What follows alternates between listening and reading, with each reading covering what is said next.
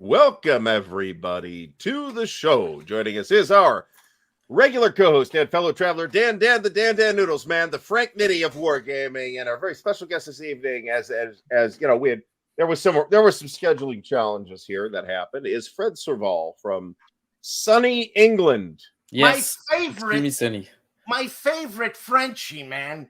Where it is, fuck this o'clock right now. You know, hold on a second. Before we even start, I want to bring this up.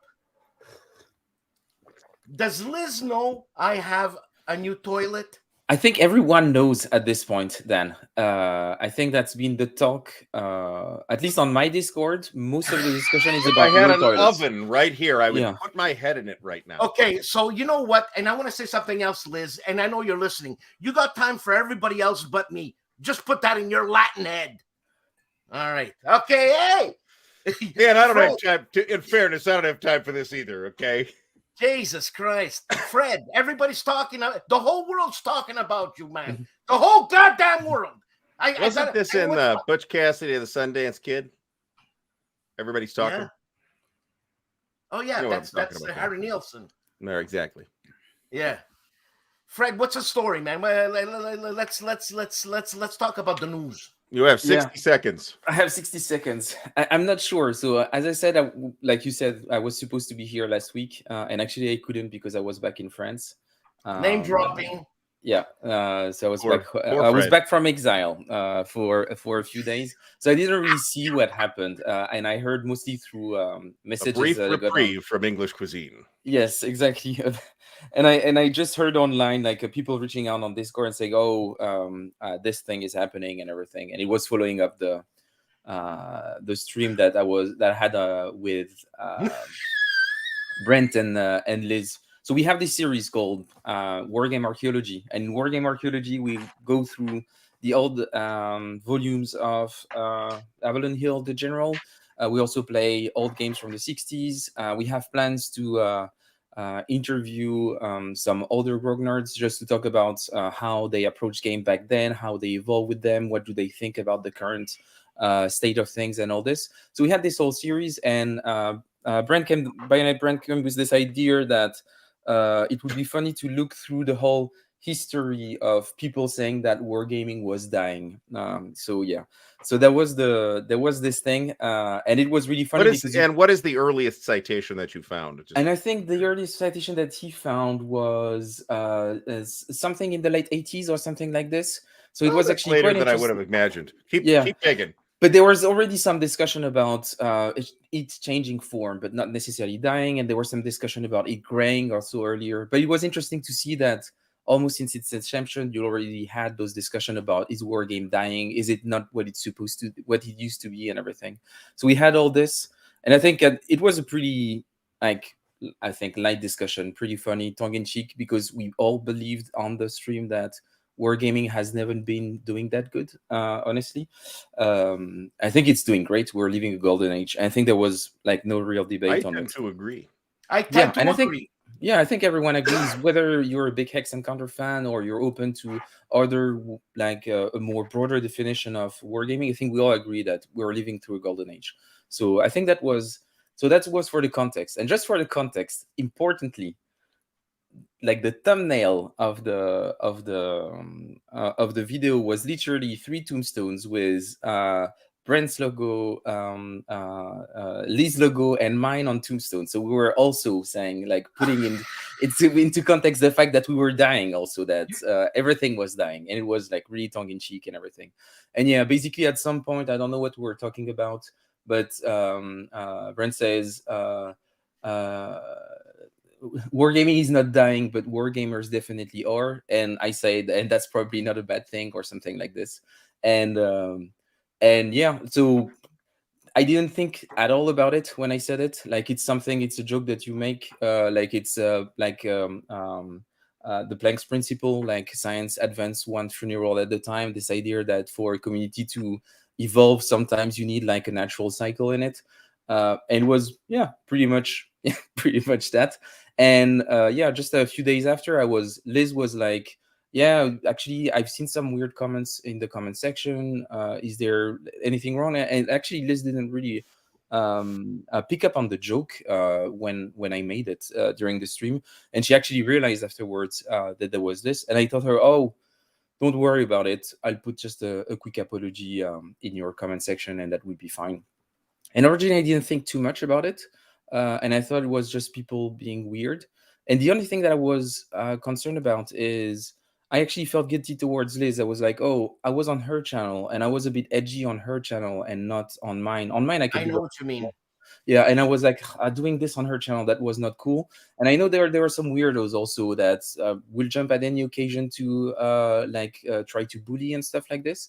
And I was like, I felt bad. So yeah, and I apologize to her personally, and I will apologize to her right now in public. Is like, I should never had done this, like any edgy joke on her channel. I think I should have been careful, but on my channel I wouldn't have like better than I don't think it would have been an issue. And then the other thing that made me think is there was a thread on BGG regarding the discussion, and there is one BGG user, someone that I've known for a few years that I like a lot, called Warren Brun, that I'm like, that who helped me to have Jack Rady on the show a few years ago. Like, it's thanks to him that we got into contact, that I could organize an interview of him. Like, and he's always been very kind, and we exchanged some stuff, and he sent me a lot of articles and stuff like this. And I read a comment of him saying, "Oh, I really enjoyed that discussion, but that comment, like, it touched a bit too close to home, and it was a bit hard to hear." And I was like, "Oh, I didn't expect that." And same, so what I did on BGG, I told him, "Well, I'm really sorry, that really wasn't the intent."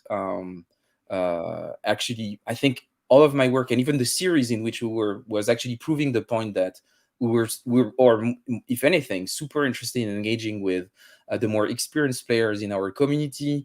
And actually, I'm not sure that's always the case. I think BGG can be a good place for conversation, depending who you're discussing with. And I think Warren is a great example of that. He's always providing super valuable insights in the discussion he takes part in. And he heard what I said, and he was really happy. Like, and it was the end of it, basically, for me, at least. I realized that, there were some people that could have taken the wrong way, and I got a bit worried about it. So I said, "Wait a minute, that's not what I meant." And I clarified it. And that discussion on BGG ended pretty well. And then I realized it was taking a life of its own. And I was like, what the fuck is happening? And people that I have no contact with, that didn't reach out to me, started making content on it. And I was like, what the fuck is happening now? And I was like, wait a minute, the people who are concerned, I had a discussion with them. Everything is fine. And some people are just like, I don't know, making content like out of this. I was like, what the fuck is happening? This is bring back the guillotine. Yeah, I was like, and the thing is that I don't really, for me that was pretty much it. But that's pretty much it. Once again, no one directly reached out to me. There is one weirdo who posted a comment on my YouTube channel about it. Oh, Fred. And that's pretty much it. I reached out to you. Yeah. God, yes. I didn't, and because I knew we were going to have this conversation tonight, so maybe it would have been a better idea to have had that conversation with you prior to that. But it was, I think, just as the initial comment was, it was a thing that was done, and in the moment, and I feel like at this point we have given this entirely too much oxygen, so I would like to move on beyond it. Thank you very much. And I have a question right away for Fred Serval. And actually, maybe I would just want to react to I've seen two things in the chat that I think are critical for me to address. First one is Liz asking, am I offended when people say that I'm from England? Well, I would answer to that question saying that I'm not offended, because I think that England is kind of France. Most of their culture is ours. Everything that is good about them is coming from us. And I think that's okay. And so I think that's okay, Except the food. They had nothing to do with the food. Yeah, but the thing is that most of their great kings were French kings. I mean, it's fine. It's almost our brothers. Like it's the same. It's almost the same country. They only embrace the fact that they should speak French completely because like their culture is French anyway. So that's fine. The second thing is, my God, is someone saying that I'm it. Like it's editing slowly, and I know where this comes from. There is a rumors on the internet that says that there is a lot of episodes about the American Civil War. So we have this whole series called "We Intend to Move on Your Work," that is dedicated to the American Civil War. That is actually presented by Stuart and Pierre from the Homo Ludens community, and they have this whole series going through it. And actually, if you want to check Stuart's blog, like he makes insanely good reviews. Some of them are spicy. He hasn't been in a couple of shitstorm of his own. But yeah, and apparently there is a lot of those episodes and they are not edited, and that's completely factually false. And actually, you can check the podcast right now. There is a new episode that was just released today on Longstreet attacks. So if you want to know about Longstreet attacks and you want to know what woke shit Stuart came up with on that review, you can actually Fred, I didn't know Fred was such a shit disturber, man. All right, so a couple of things. First of all, Holy fuck! Fred, and I know Stuart's here too, so I'll say this, out loud. I have found that to be an exceptionally compelling series. And insightful, which is not necessarily to say that I agree with everything that all the individuals responsible have said about every single thing, but it has been exceptionally insightful and absolutely worth your time to listen to. Artie, are all these people European that he's talking about that are on his show? Stuart's from like North Carolina or Virginia or something. Okay, then there's some legitimate. And Fred, if you had no American on that show and you're talking about the American Civil War, no good. Yeah. Yeah, we're gonna. I'm pretty sure this would have been a hilarious episode from. Yeah, so there was a rumor that I actually attacked Mark Herman. That I was so part of that whole scandal. I was like, what? Like Mark is literally every other week on my channel. Like I was like, what are you talking about? What did he punch Mark in the knees? What are you talking about? And I was like, so two things about Mark. I wouldn't attack him because I really like him and I want to keep having him on the show. Second thing is that I'm not sure I could take him down. He's a big guy. He's a monster. Like I don't think I could win. I don't think I could win a fight against Mark. But yeah. And Mark's a big guy. He really is a big guy, man. I have yet to meet Mark in person, so I guess I don't know that. I am strictly reliant on the tales that say he is 7 feet tall, shoots bolts of lightning from his eyes and fireballs from his arse. Yes, he does. William Aarons, thank you so much. Much appreciated. So William does not take offense to Fred's comment, and I did meet Canadian. European blood. I did meet William in person. He was actually visiting family in Northeast Ohio and stopped by. He wasn't here too long, but he's like, I would like to see where the sausage gets made. So I showed him around, and we talked for a little while. And William is not offended. William, I am delighted if we both live to be 200, so we can continue playing Hex Encounter war games in the year 2323. So as long as if you're old enough, you could still wipe your ass. Because other than that, you need a toilet like mine. Would you like me to describe the toilet that I have? Yeah. Did you get one of those Japanese toilets with that cleans your ass for you? It was wonderful. Oh, it's magnificent. It's wonderful.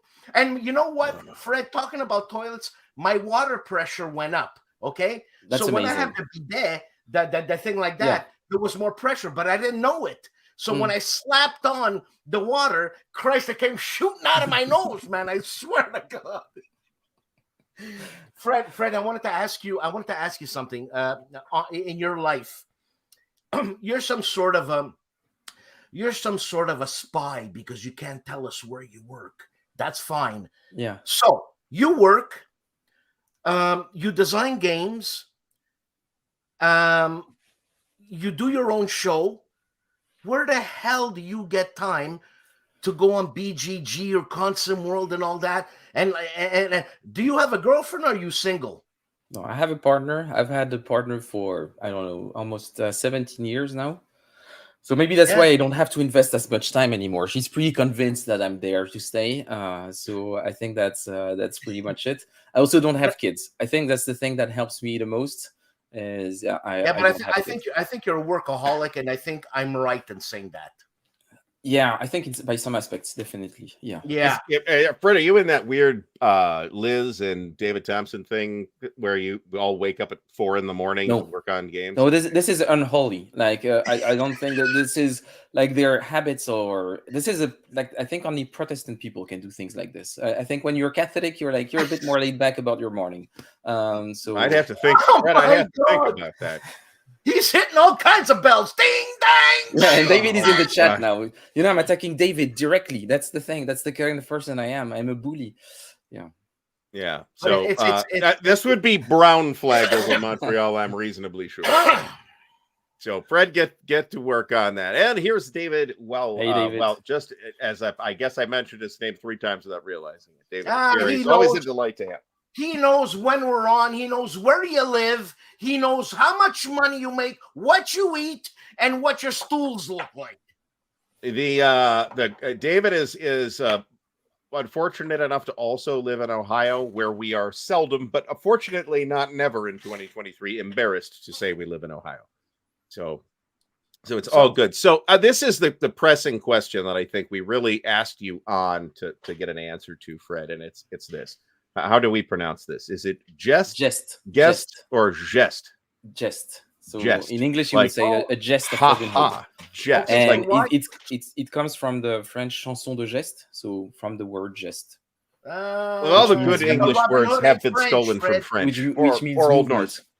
One of the other. Robin Hood is not French, Fred. So why the French connotation? Actually, French... Robin Hood is maybe French. Who knows? Like if it's good, it's probably French. So that's the thing. If it's good and it's from England, it's probably French. Yeah. Well, King Arthur, French. Exactly. So yeah, most of the stuff that we associate with the matter of Britain nowadays, it comes from various French romantic authors. To be fair, yeah, it comes from Romance and Celtic traditions that are a bit wider than But if you go back and read the Mabinogion, for example, you really got to kind of work to pick the Arthurian stuff out of it. Whereas you go and read Chrétien de Troyes, and which I probably just mispronounced, but that guy, Chrétien de Troyes. Yeah. But there you go. Yeah, but Chrétien de Troyes is like the foundation. Like the thing is that for the British, for them the Arthurian legend is Mallory. Thomas Mallory, who's actually put it in English and into their popular culture. But Thomas Mallory is translating mostly French material, and a lot of it is Chrétien de Troyes actually. So yeah, there is definitely a strong connection between the two cultures. As I was saying, as a joke, I was saying as a joke that not everything that is in English is actually French. I wasn't serious, but yeah. We can all agree that everything started in Rome. As long as we agree that everything started in Rome and branched out, and Hey, Fred, that's it. Let's talk about the your game. Egyptians beg to differ. Yeah, and especially as the Romans basically plagiarized the whole religion on Greece, I think saying that everything comes from Rome is a bit of a stretch. But hey, watch what you're saying. I know exactly what I'm saying then, and deep in your heart, you know too. And what are you going to say next? Mortadella is baloney? Come on, get the hell away from me. It's baloney. It's fancy. It's like baloney that's actually good. I know, it's baloney. Such offense when you say that. I'm from Ohio. I don't care. It's baloney. It's just good baloney. I hate baloney. Like regular mortadella. What the hell does Liz know about anything Roman? I have no idea. She always comes up with this "I know it all" attitude, as if she has a PhD or something. I was a little disappointed that we didn't get slightly more traction on this. But Liz and I both own the translation of The Hobbit into Latin.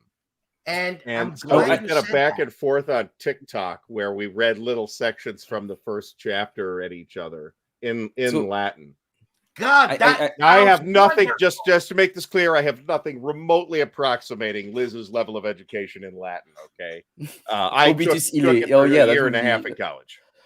So just about this, I think it's really important that I address it because then Mark will spin it on Twitter and do a coordinated bullying campaign of me saying that I'm not answering and everything. It's okay. I received the material, Mark. all is working. I just need to align with either Pierre or Stuart to do the stream, because I wanted to be part as a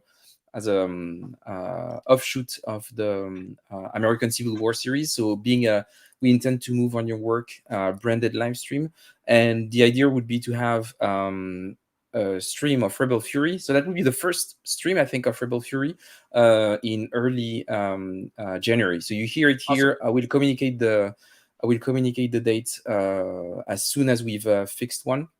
But yeah. Fred, don't feel intimidated by Mark. You punched him out already. I'm terrorized. He told me that he was planning on actually being in the UK, not in, like, pretty soon. Like, he was planning a trip in the UK, and he kept like making those ominous comments about, "I'm gonna see you soon." Like, and I was, it's like, and I don't know really.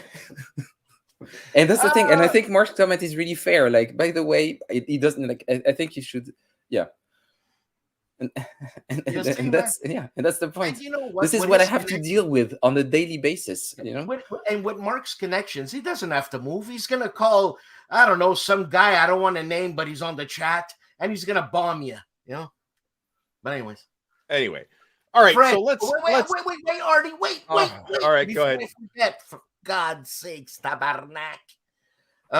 Fred, you have 1,500 already orders on what's it called, the P500 on GMT. And by the way, you're the new artist guy. I think it's beautiful, but it's very reminiscent of Lord of the Rings or The Hobbit. The cover. The cover. You think so? I think so. Oh yeah, I didn't think it. So the cover was made by. It's the circular tree type thing that gives it that the Black Riders are coming. You know what I'm saying? Yeah. So I think let me reframe that for you, Dan. As somebody that's seen a couple of Tolkien books from time to time, I did not get a Tolkien vibe out of it. I did get a Hildebrandt Brothers vibe out of it, though. Yeah, the Hildebrandt Brothers did a lot of Tolkien illustration. So, yeah, that might be the case. And I think that would be probably an interesting discussion to have with Chechu Nieto specifically, because it's Chechu who made the board and who made the cover. It's an amazing looking cover. I think it's beautiful. About that too. I think the work by Chechu is crazy. Like even the graphic that he did for the title, A Gest of Robin Hood, I think is amazing, and it's on all of the card backs, and I think that looks really, really great. The work that he did on the map, completely crazy. I think I will probably print myself a version of it to put it in a frame, because I think it's like I think it's amazing, the work that he's done on it, and I love the cover. Yeah, I think the cover is really hey, Fred, there's a lot of attention paid to that, and I'm not saying this in any a derogatory way, in the little game, because basically it's a game to be played in what, an hour? I don't know. I feel like we don't pay enough attention to short format games, to be honest. But I mean, look at the artwork. It's phenomenal. Look at that. Oh, well, if that's what you mean in terms of the care put into the game, that's really interesting. That's not what I thought you were saying. Look at the orders, the interest of the people. And so let me ask though, Fred, as far as where you come from as a wargamer, what sparks the interest to do a game? I mean, I think we could see the historical angle for something like Red Flag Over Paris, but then what is the angle from which you're approaching? Why is Robin Hood the next game? Let me ask it that way. Or is it just a topic you're really interested in? I mean, that's an acceptable answer. So on another interview, I said something like, so there is two types of game that I make. I think there are games that I make for like design experimentation reasons, or just because I want to try something, or just because someone reached out and I had an opportunity to make a game.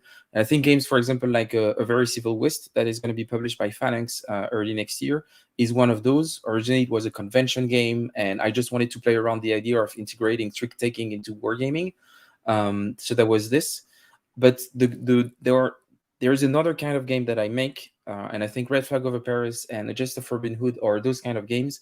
There are games that I make because I feel like if I don't make them, I'm not sure that they will be made the way I want them to exist. So I'm making basically games that I want to exist, and I feel that are missing. So Red Flag over Paris, the idea was I wanted a game on the Paris Commune because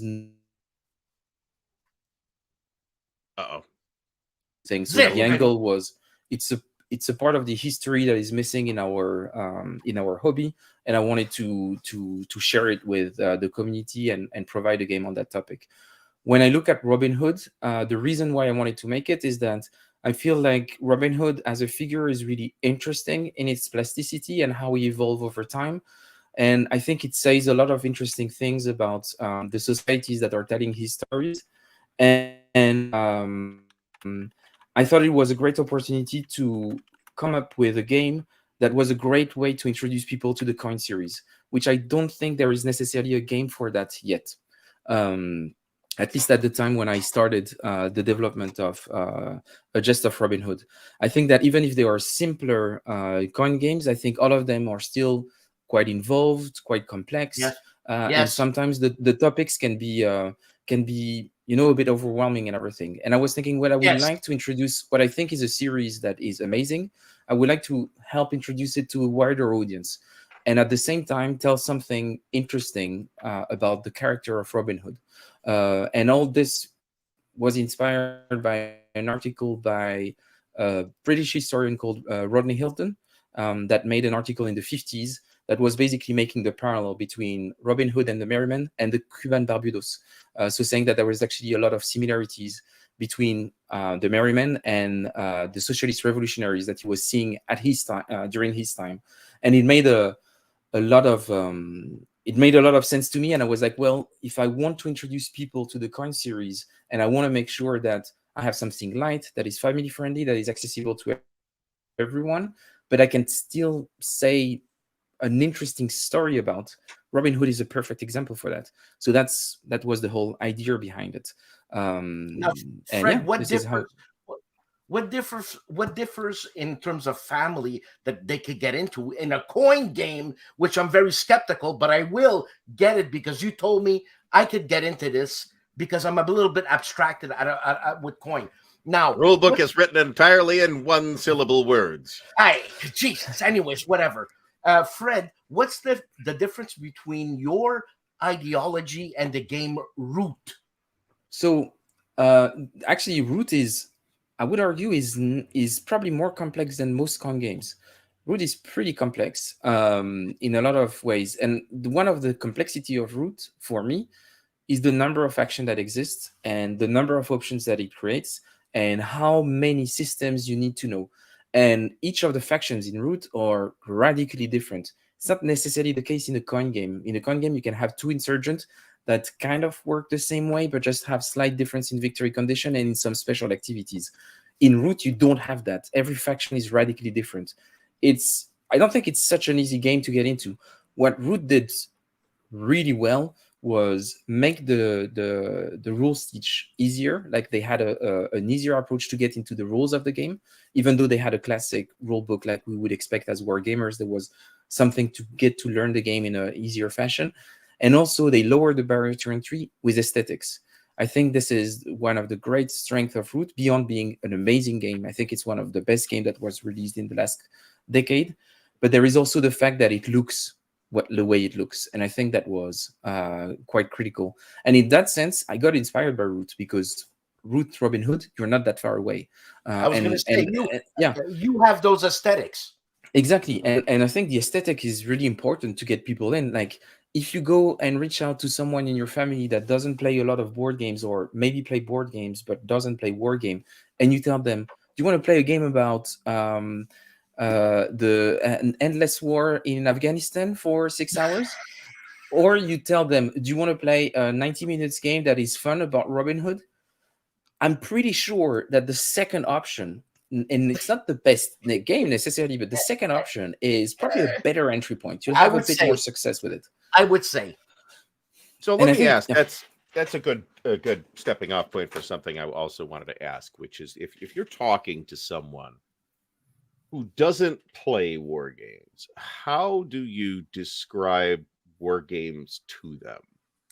Well, hold on. How do you approach that? A that war game or a challenge? coin game? A war Artie? game, just more broadly.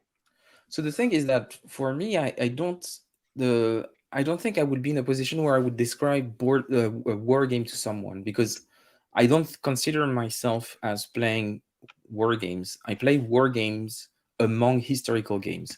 What I'm interested in is historical games that take history seriously, and some of them are war games, and some war games are not taking history seriously, and that's completely fine. So you have war game as a category, and you have an intersection of war games and historical games.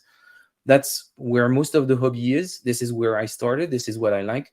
But I'm also interested in other historical games. The PAX series, for example, or historical games. They are not war games. When I play PAX Pamir, I don't play a war game. I play a historical game. But it takes the history seriously. So for me, when I talk about what I like, or to someone who's not a war gamer or a historical gamer, I just tell them, well, I like to play games that represent history as a system, and you get to learn history in a interactive way. And this is what I like about the games that I play. A lot of them are about military conflict, and those might be called war games, but actually there is a lot of stuff that are called war games that are not that. And I also enjoy those. This is what got me into the hobby. I will always play them, but it's not the only types of game I play. For me, they are part of a wider range that is historical games. And this is probably why sometimes there is a lot of friction with a part of of the people who are really like strict on their approach, and they make almost part of their personality what games they are playing. Like, I don't really care what games people are playing. Like, it doesn't tell me anything about who they are.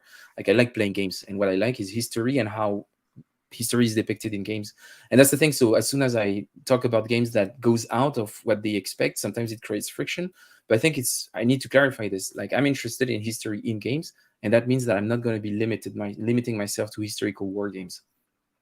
And Fred, what you just said, you said that you don't base your judgment of people on what games they play. But hold on,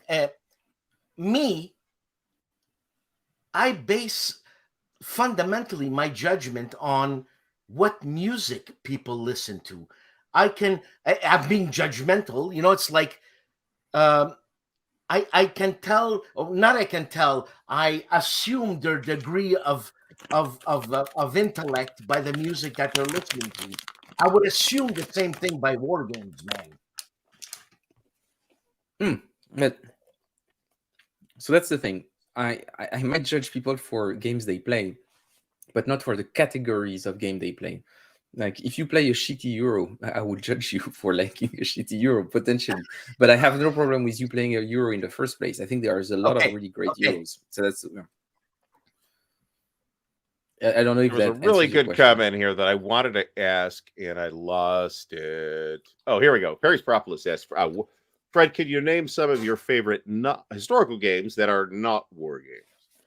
So I mean, you already mentioned PAX Pamir, which is one that I have played, and which is pretty neat. So I would say that probably in the series also PAX Renaissance is one of those games where I'm completely amazed by.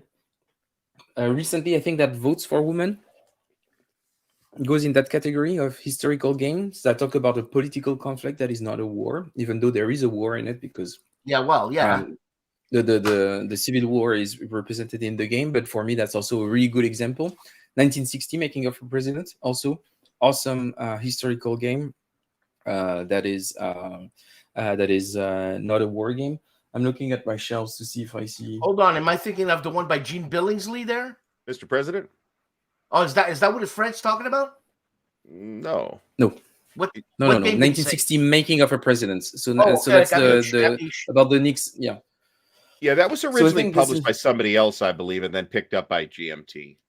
Yeah, Z-Man got it for a while, and then GMT picked it up. And actually, Pierre is talking about Republic of Rome. That's an excellent example, which leads me to another example that is obvious and I forgot about. But John Company, definitely not a war game. Which I have not played, which is on my list. John Company, amazing historical experience, very unique, but not a war game, but still a very serious historical board game. So there's actually quite a lot of stuff, I would say. Hey, hold on. The game that you're talking about, not All the President's Men, the game you're talking about. 1960. Watergate. Super example, Watergate. Watergate? Oh, okay. Well, that Does- Watergate is shockingly, in fact, about Watergate. That Yeah, game? Watergate happens after the 1960 election. That's Okay, true. so Watergate's not involved. Is that right? No, Ah, okay. because Watergate didn't happen during the 1960 election. How come nobody made a game on Watergate, man? There is There's one. a There is the game one by on Michael Scarlett, Watergate called Watergate. which is super popular. It's one of the biggest CDGs of the last years. Yeah, Yeah, it hit pretty big. It's kind of a stripped down Twilight Struggle-ish. Yeah, I but it has had it and did not keep it, but it's just not, it's not my kind of thing necessarily. So would you say, Fred, that you've got kind of two spaces in mind here, right? The space that you design in and the space of things you like to play or at least find interesting to play. Yeah. How much overlap would you say is between those two in your I make case? games that I want to play, so I would say the overlap is 100%. But this guy, he sounds like Volko. But so I don't. This is completely reasonable. Nobody wants to make maybe there's somebody working for He sounds like Volko. Blizzard that is making a game they don't really care about, but nobody in this space is making a game they don't actually care about. Have you played Wir sind das Volk? That's what it's called. Yeah, and that's a good point by Sean. Yeah, I love Wir sind das Volk. I want to play the 2+2 expansion more because it's bringing so much to the game. Another great example, and thanks Sean for mentioning it, of historical game that is not a war game. Oh, I thought you had another one there. So I'm not eating cake. So what I'm eating, just for people who are wondering, so I'm eating. C'est quoi? So this is dried prunes. It's extremely acidic. I thought it was dried pork rinds or something. But yeah, Bones of Cockatiel Games thought you were chewing tobacco for a moment. Now, for those who remember when I I think this is right about when I started streaming. It was right about when I stopped chewing tobacco, which was in fact a thing that I did for almost 30 years. That's disgusting. That sounds like a disgusting habit. Yeah. Oh no, it's gross. It's gross. So, I I picked smoking back up, but I didn't pick that back up. On the to-do list is to stop that again. So, oh yeah, there you go. There you go. Speaking of Dan's toilet, I know. I didn't want to put it up. She's taunting me. She's taunting Liz. When I see you, I'm gonna. I can't say that. I can't say I'm. You better not. I'll stop myself, Liz. You better not. You and I meet. We will have a discussion. How's that, Artie?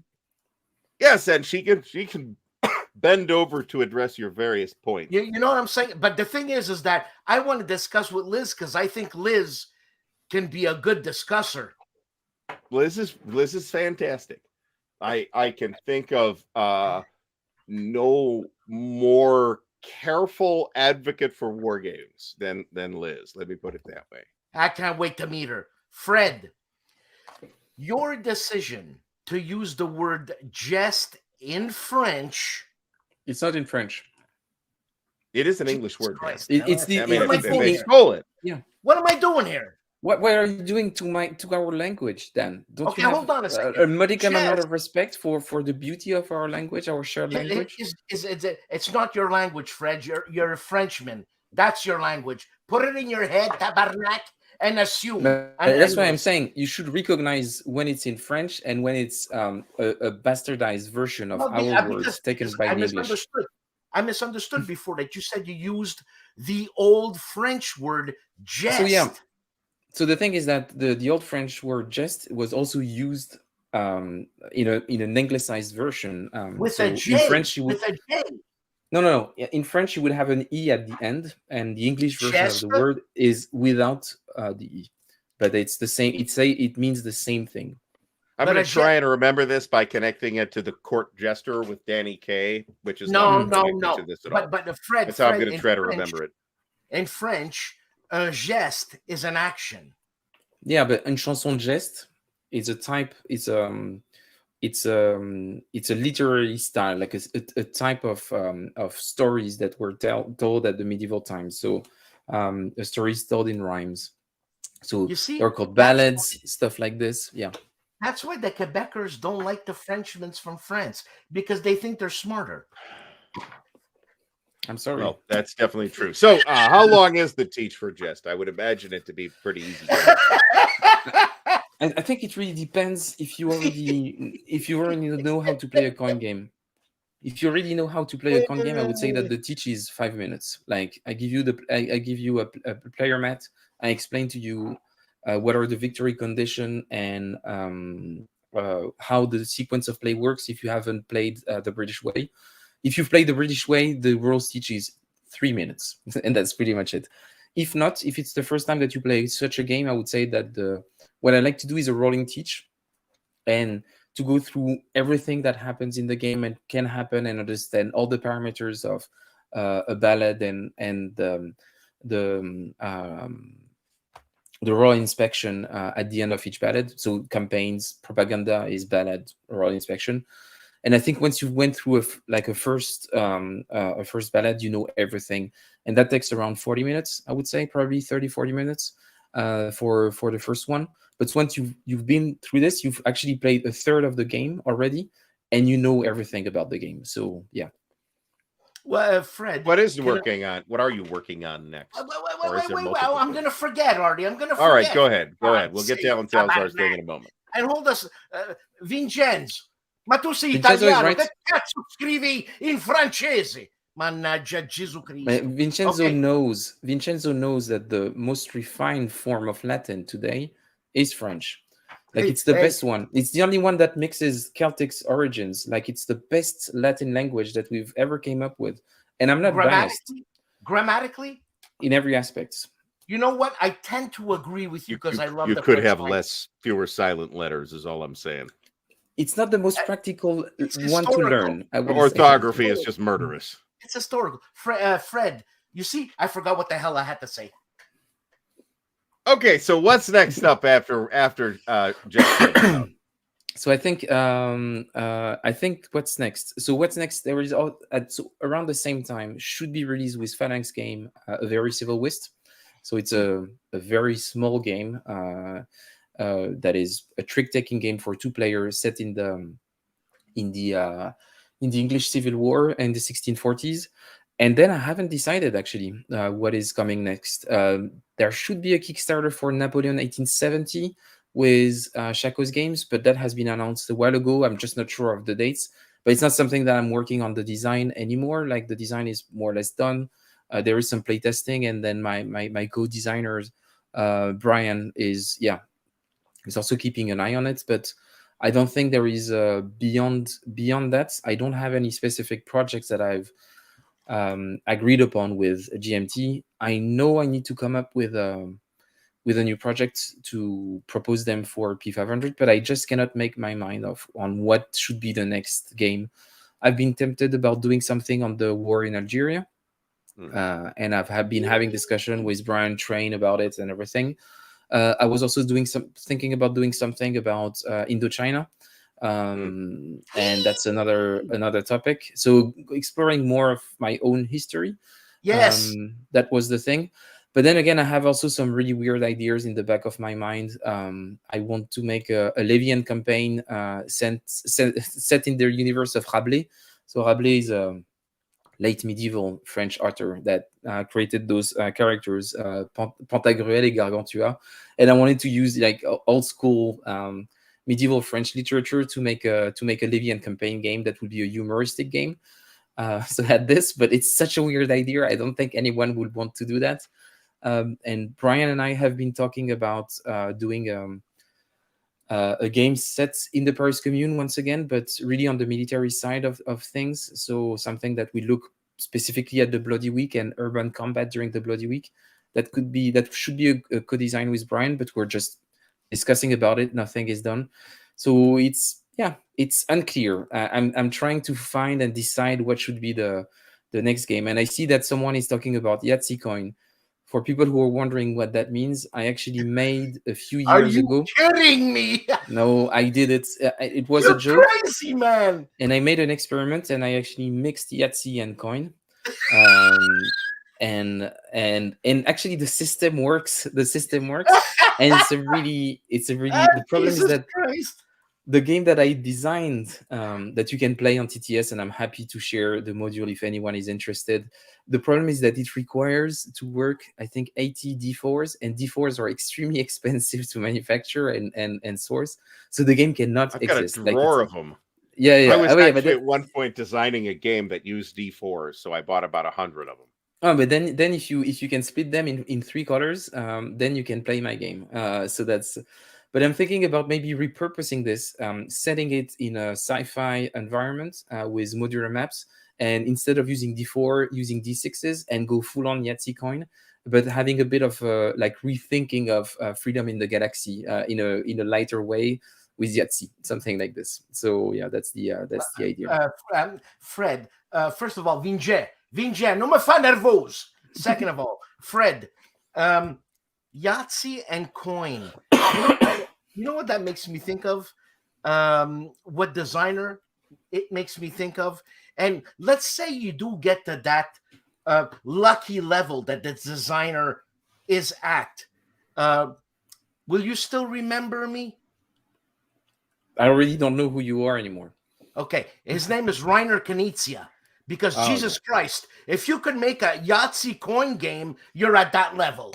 No, doing a Yahtzee coin game is not as subtle as doing a Knizia design. Knisia's design, or he's from another planet. Like yes, he is. Yeah, like it's like for me, he's from another planet.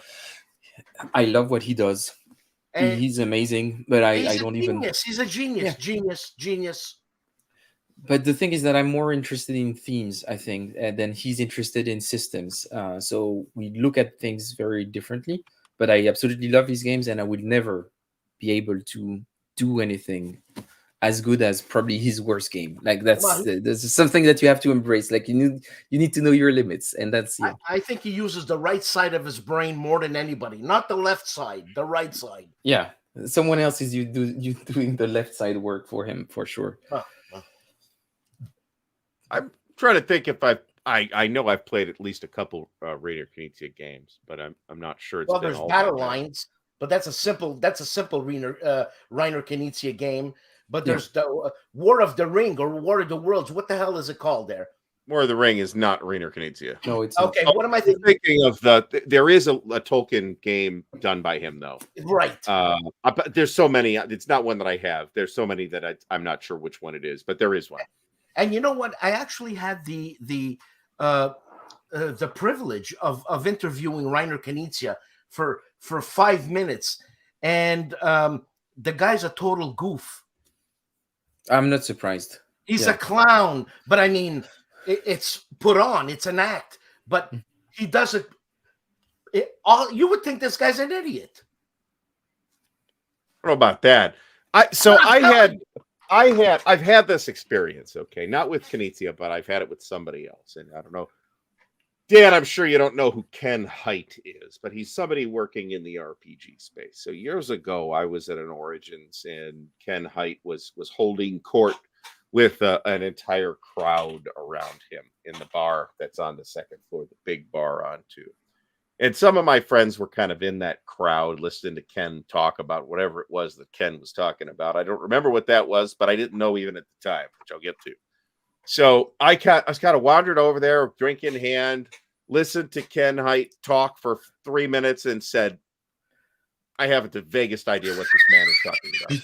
This is so far parsecs over my head that I'm just gonna nod like everybody else is sitting there like just nodding. Probably nobody else the same thing as you were. What you're living, man. Yeah.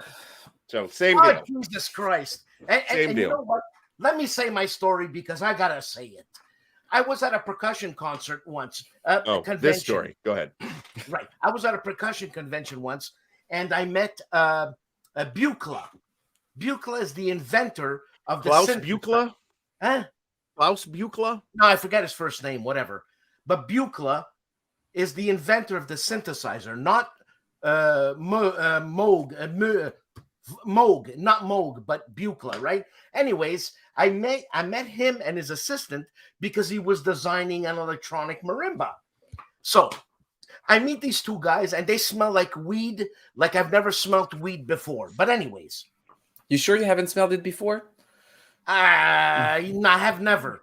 Yeah. And It's a free government shipment every week. so Please anyways, continue. I'm talking to Buchla, and Buchla's just like he sees me and he judges me right away. This guy's an idiot, so he just leaves. Right, no problem. I'm just saying. But his assistant, who was there, starts talking to me about algorithms in adaptive synthesis, and I'm looking at him like this, and I say, I have no idea what you're talking about. And he did a 180 and just left. Because I'm an idiot. I'm sure this would be an amazing story if I knew who you were talking about. I do not. Whatever. Moog, I know who Moog is. Well, So- fucking Buchla was the inventor of the synthesizer. Is that enough for you? It's like meeting Tesla, for God's sakes. Okay, I mean, I get it. You're That getting makes worked sense. up then. Slightly. Dan, get worked up. Go figure. I've had comments. So, I had it's an so off. unlike him. So I had an unlike him. off-channel comment about, Yeah. I love the show, but why is Dan yelling all the time? His wife asked the same thing. He's like, he's always so upset. So Oh, no. Oh, yeah, Fred, I'm going to talk to you about something later. Yeah, sure you will. Thank you. I'm going to look into that. Thank you very much. all right. So as we kind of end, I have an end state for us actually that I think is going to be fun. But the I will take this as a compliment. The question is, I guess I don't have to ask which one's Felix and which one's No, you relax, buddy. Relax. yeah. Yeah. So there's tons of videos about. There's actually a podcast called "The History of English," which goes into the history of the English language, and it's actually quite a good podcast. Oh my God! Forget the English. It's a dead country. Highly recommend. Well, the English disagree, but they also voted for Brexit, so there's that. Oh, thank you, William Aaron. So thank you so much. Someone called into a New York public radio show today and referred to Cross Bronx Expressway by GMT. The topic was the development of the Bronx. Both the show's host and guest author were intrigued that such a game exists. Well, it exists, but it's not published yet. It should be published Pretty soon. Pretty soon, because it's the next entry in the ICS series, so just after Robin Hood. So I think there is a good chance that it will be published maybe in the next. Is that your game, Fred? No. That's non-breaking non-breaking space. Not yet. Yeah. So non-breaking space first game with GMT, and his second game is actually right now in P500 Solitaire Tech Ops, and actually we had a stream with him yesterday to show the game system. Super innovative. I think NB is probably one of the most creative designers that I've seen lately. Like it's crazy what he does. Super interesting, and yeah, both the topic and the way he approaches it is completely unique, and I think it really shows the direction of things that can be in terms of historical game. Another great example, Cross Bronx Expressway offers an historical game that is not a war game, but uses the DNA of wargaming, like uses the tools from this toolbox to tell different things, not just conflict, but talk about political aspects of things, but also urbanism and the political implications of that. Amazing design. That's a very interesting looking game, and the more I hear about it, the more interesting it sounds. It's great. I just heard about it, and I went on the GMT site. Who gives a shit about the Bronx? So that's exactly what I said, actually. Alan Salazar, thank you so much. Actually, the history is extremely interesting. Yeah, as it turns out, but the game has it's exploring urban development, right? It's not so much that you have to be invested in the fact that this is something that happened in the Bronx. It's a really interesting looking game, and I want to zero in on what you said, Fred, about it's using tools from the Wargamers toolbox.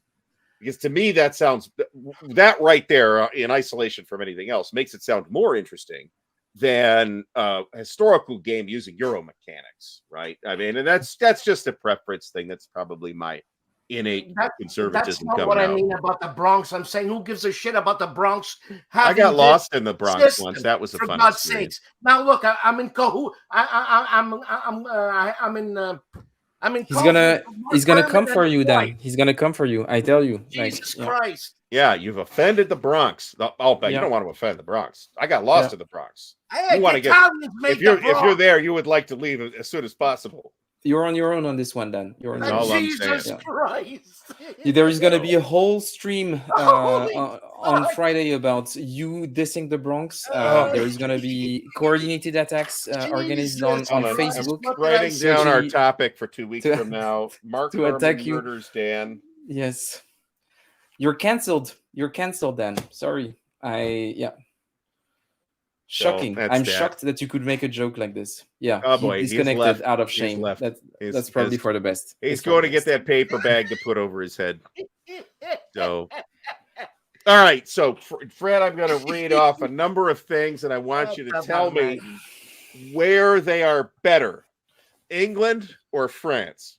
France, obviously. Yeah. Okay. Well, I'm going to give you all the things. You can chime in too if you want, Dan. And I have no opinion because I'm from Ohio, and we have no opinion about all kinds of things that we should have an opinion about.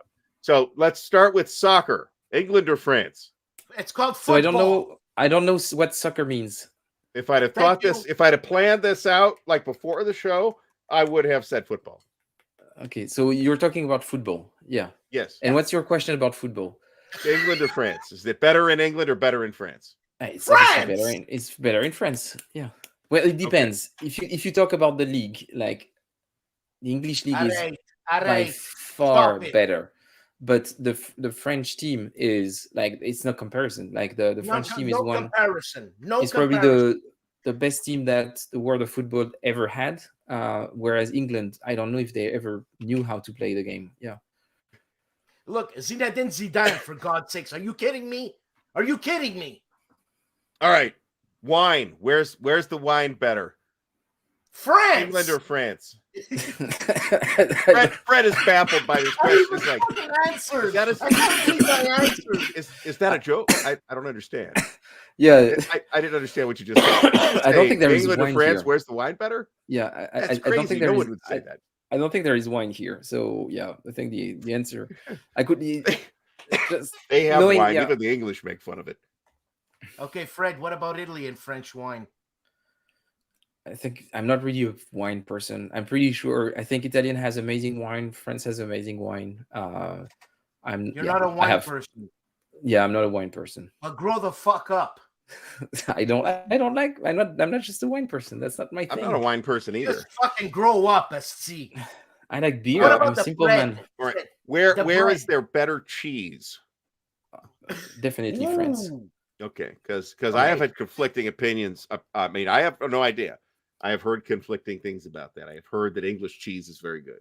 So Yes, English cheese is good. very good. The thing is that it's actually really hard to eat good English cheese, and I don't think that good English cheese can exist in the UK, and that's in the US. And I think it's the same for good French cheese. Like I don't think because it's everything you have is pasteurized. Yeah. Good cheese is raw milk, and you have excellent raw milk cheese in the UK. They've been rediscovering the art of making cheese with raw milk in the UK for the last few decades, and they have amazing cheese. It's just that the diversity that we have, like we never stopped in France doing cheese traditionally.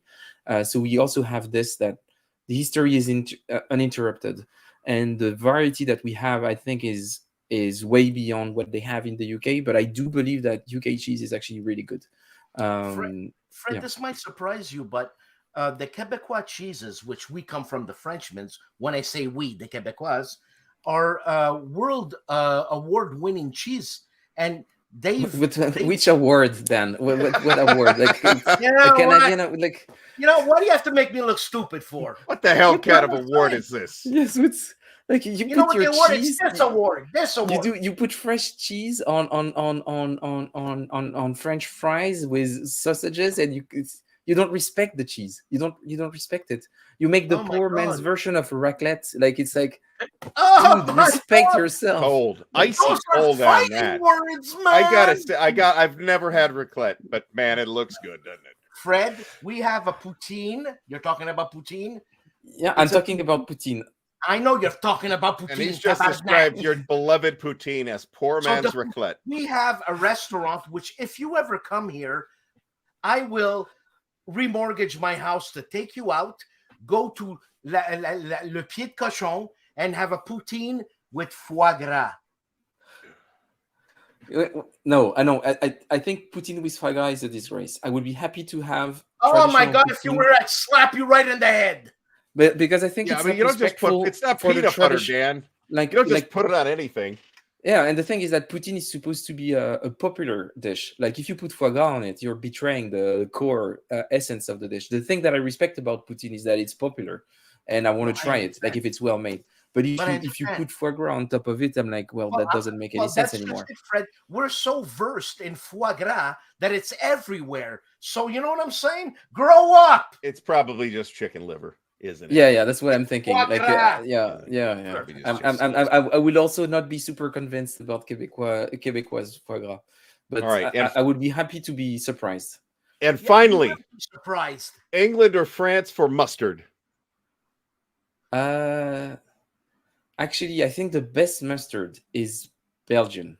I wouldn't be Name particularly dropping. surprised by Name that. dropping. Yeah, Gent's mustard is probably the best mustard ever. But then, yeah, Dijon mustard is way better than anything that you could find here. But there I is some really good like mustard. English mustard. But, they Dijon's do some man. good stuff that is not necessarily mustard, but they do some really cool stuff with horseradish and everything. People are saying German mustard; they are completely wrong. Like German mustard is like is weird Oh my yellow God, paste. It Fred, doesn't you're make gonna any die. sense. There is some good mustard from Germany and some weird mustard from Germany. Yeah, We I got think good but mustard in Montreal, man. there is nothing much good to eat from there, so we can just spark that whole idea. Oh, And tabarnak. This is political. Yes, absolutely, it is. everything, right, is folks. everything is political. Then everything is political. Everything is fundamentally political, including the mustard. The mustard is political mustard. In fact, I'm going to start marketing that on my Etsy page soon. I fucking love I don't this. have I love this. I could go on for hours. All right, yeah, but we are out of time because I can't. Fred. And it's literally 1:30 in the morning for Fred. So we're going to let Jesus, Fred go Fred, to bed. I love you, man. I Fred, love yeah, you with thanks all for my doing heart. this. This has been fantastic, everybody. We will be back next week with a new show. We will be on Thursday next week, but there might be some kind of schedule shift to the following week. And next week we should have an awesome guest. So everybody have a great night. We will see you all very soon.